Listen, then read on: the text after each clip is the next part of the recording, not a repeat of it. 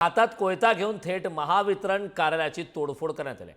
आरोपीची थेट महावितरण कार्यालयामध्ये गुंडगिरी पाहायला मिळाली। कैसर शेख असं कोयता घेऊन गुंडगिरी करणाऱ्या आरोपीचं नाव। छत्रपती संभाजीनगरच्या अहिंसानगर महावितरण कार्यालयातील ही संपूर्ण घटना समोर आली। थेट कार्यालयात कोयता ठेवून धमकावल्याने कर्मचाऱ्यांमध्ये मात्र आता भीतीचं वातावरण निर्माण झालं। दृश्य आपण पाहतो छत्रपती संभाजीनगरमधील त्या महावितरण कार्यालयामधील हे दृश्य आहेत। सीसीटीव्ही फुटेजमध्ये ही दृश्य आता समोर आहेत। या संदर्भात ताजी अपडेट देण्यासाठी आपले प्रतिनिधी सचिन जिरे आपल्यासोबत जोडले। सचिन, हातात कोयता घेऊन थेट महावितरण कार्यालयामध्ये तोडफोड करण्यात आली, हा संपूर्ण प्रकार काय? कारण महावितरण कार्यालयामध्ये गुंडगिरी करतानाचा व्हिडिओ समोर आला आहे।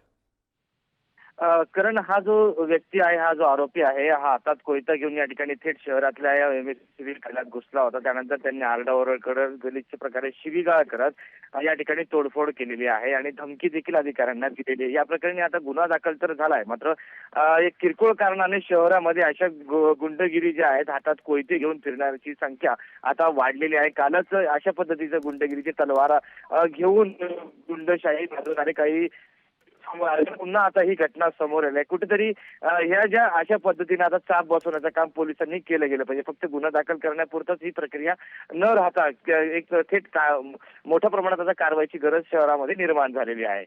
करण, अगदी सचिन, खूप खूप धन्यवाद या महत्त्वपूर्ण अशा माहितीसाठी।